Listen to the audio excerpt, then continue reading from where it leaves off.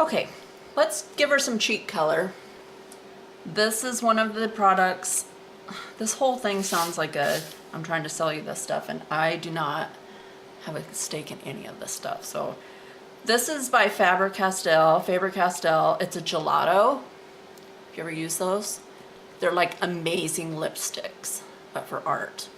They're water soluble when they're wet. When they're dry, I'm not sure. I don't think I've ever done anything with a dry one. But what I love to do with these, people smear them on the backgrounds and they make amazing backgrounds. I like to use these for my cheeks. So I put just a dab on each cheek. Now, sometimes I put too much and then I have to wipe it off, but I kind of just do this with my finger. Am I on camera? Yeah, the whole table's shaking. Just like I was putting blush on myself. Man, I wish I could wear that kind of blush. That'd be awesome. And then that's it for right now. Later, if I need a more dramatic look, I might get out another color, or I might use a little bit more of this. Now, my husband has since looked up pupils and irises. Your iris is the colored part, and your pupil is the black part. He said, he's in law enforcement, this is what he said. Because you can have dilated pupils. That sounds like a law enforcement thing, huh? Anyhow, so the pupil is the black part that can get big. And the iris is the colored part. I guarantee you I won't remember that tomorrow. I'm going to give this little lovely a turquoise bluish colored iris. Again, I'm using a Jane Davenport product. It's a paint over pen. It's in Mermaid. Really, it doesn't matter. You could use colored pencil, you could use watercolors, you could use anything that you have. But I'm just gonna give her a little dab of color around the pupil. No, iris, around the iris. Then I'm going to get my trusty white Posca pen. This upside down thing is more than I can take. Posca pen. It's made by Uniball, I think, or Uni. They come in every size on the planet. This is a 0.1 and it's the finest tip that they make, and I adore it. So before you use them, you have to shake it up, get the paint going. And then the very first time you use it, you have to press the tip in to get the paint down to the nib. See where that paint's at? I don't want it there, so I'm just gonna wipe it off. So now the end is all painty. I'm gonna use that for the whites of her eyes, and I don't feel like doing the tear ducts today, so I'm not going to. It's too small of a face. If I like to put a little bit more of this on her nose and her bridge of her nose. If it were a bigger face, I might do the tear ducts. I'm just not into it today. Too tiny. Okay, now for her pupils, I'm going to use a Jelly Roll pen. Oh, Sakura makes these. I use them like other people use peanut butter. I love them. So I'm just going to, I'm probably right over where you need to see. I'm just gonna make a little black mark down the center for now. And after a bit, we're gonna go in and we're gonna not enhance, but like do more eye detail, and I'll scoot up really close so you can see that. Another thing people will say that I've learned in like the first face lesson I ever took was, that face looks weird. I don't know why. Well, check another thing in your eyes. If your eyes are not wonky, are you missing the highlight in your eyes? One of the first teachers that I took said, if she would have looked at this, she would have said, this girl has dead eyes because she has no highlight in them. Now, a highlight can be a huge white mark. It can be a white dot. Whatever it is, it needs to be the same in both eyes. Otherwise, you're going to get that weird, wonky look. So I'm going to take my white Posca pen again and just give her a little dab right there and a dab right there. See the difference that made in her eyes? Maybe you don't, but in the finished thing, it's going to make a difference. Let's see what else we want to do right now. Better do her lips while we're so close in here. What are we gonna do her lips with? Oh no, let's do her lips with some regular colored pencils. I can't believe the cat hair that's on here. So gross. Okay, now I just pulled out a couple pencils. I don't know color-wise if they're what I want yet. They mix amazingly though. They just smear together amazingly. So let's see what I have here. Is this right side up? Yeah. So I have pomegranate, raspberry, and Tuscan red, which is hilarious because those are like the best colors ever. I just picked them out because I like them.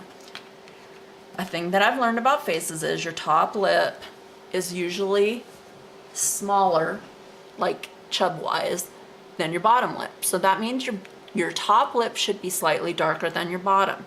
They can be the same color, but there should be some sort of darkness where the lips meet to indicate that it's going back in your face. So why don't we, let's see, I'm gonna use this raspberry and see how it looks. I don't know if it's dark enough. I'm just basically coloring in where I made the lines earlier. You can make her smile line, oh, sorry. You can make her smile lines go kind of way off if you want. You can make them not go off at all. I get a lot of comments that the girls that I do are not happy. They're not smiling. They look upset or angry or sad. And you know what? I don't care. That's just how I like them to look. I like them to look wistful. That's what I say is wistful, not sad. Okay, so I took the lighter color, which is the pomegranate. I'm gonna do the bottom with a lighter hand, just doing it a little bit softer. See, that's not very much of a color difference to me. So I'm gonna come over here and grab a super lighter color. What is this? Hot pink. And I'm going to use that on the bottom lip. And I'm just gonna mix those colors together. That's better. Yeah, I think I like it. Then I'm gonna use the darkest of the ones that I chose, the Tuscan red. Let me sharpen it here. I want a really good point. Where's my pencil sharpener? Oh, there it is. I'm not even gonna show you this pencil sharpener because it's the worst one I've ever had. And I'm not gonna advertise for free for them. Well, that's not very nice, but it really is bad. Okay, so I have somewhat of a point here. Oh, crap. I hate it when this happens to me. Prismacolors are known for breaking like this. I don't know why. There are ways on YouTube that people advertise that you can get around it. People bake them to get the wax to melt and hold back together. I don't know. I've just dealt with it. So I'm just gonna hold this little nib and I'm just gonna do the darkness in between her lips with it. See, it's not that big of a deal. So I'm not sure if you can see that on camera or not, but her face is kind of coming too. She's got those round cheeks. I am going to use my Posca pen again to give her a little highlight on her lip. She just needs a teeny one. I'm giving her a highlight right above her top lip. It looks a little mustachy, but when you're just looking at the whole picture, you won't even notice that it looks like a mustache because it looks like a highlight when you back up from it. Okay, I'm gonna show you another little trick. If you get your brown Stabilo All pencil out again, and I dip the tip in water. Where am I at here? I just dipped it in a water bubble. Not a water bubble, just a pile of water. And I'm gonna use that to draw the underline of her nose and her nose wings. And that's just it. That's all I'm doing with those. Then I take I love to use fountain pens. So I use a black fountain pen on her nostrils because that's like the darkest spot on your face. I'm not crazy about that. It's all too dark for me. I can take my Posca pen though, and I can make the highlight on her nose bigger, and I can highlight the little flaps on the side. See, that looks better. It's still a little dark, but it's okay. I'm gonna use a little bit of the pencil that I used on her lips in her cheeks, just because I want them darker. And you don't want to go too heavy with the pencil, because obviously it doesn't erase, but it does smudge lightly. So what do you think? I kind of like those. Some people come and put a highlight in the cheek, just a little dot. I usually don't, but hey, let's do it this time. Now, let's see, where are we at? Eyes. What shall we use? I'm gonna use a heavier weight pencil, I think. I've been using a 5 and this is a 9. This is a weighted Pentel Graph Gear pencil. I don't use it for a lot. I know that a lot of professional people use it.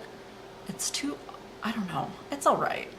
But anyhow, I'm gonna do, are we still on camera? The line across the top of her eyes with it. The line across the top of your eyes, your nostrils, the middle of your lips, and your pupils are the darkest spot on your face. So they need to be, they don't have to be black, but they need to be dark. And when I was doing that, I lost my irises. So I went back in and put those in. Then I'm gonna use the thinnest fountain pen that I own. Well, I'm gonna clean the tip first. And I'm gonna do the line around her eye, around her iris. Now see, now that I've done that, I don't like the lid. So I'm gonna redo the lid with the black. And right above your lid line, you usually have a highlight where your eyeball's set in your face and it comes out a little bit where your lid's at. Some people will do a lot more detail than that. I usually don't.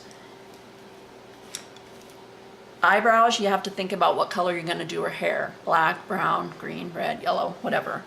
Usually yellow though. If you have blonde hair, you usually have like brownish colored eyebrows. I'm just using my fountain pen again and doing the simplest eyebrows ever. And then when I want to, I can just paint over that spot. Now I'm gonna use my Stabilo all again. Stabilo, jeez. I need a dictionary. To do that line on her neck. A lot of people don't like to do the outlining stuff.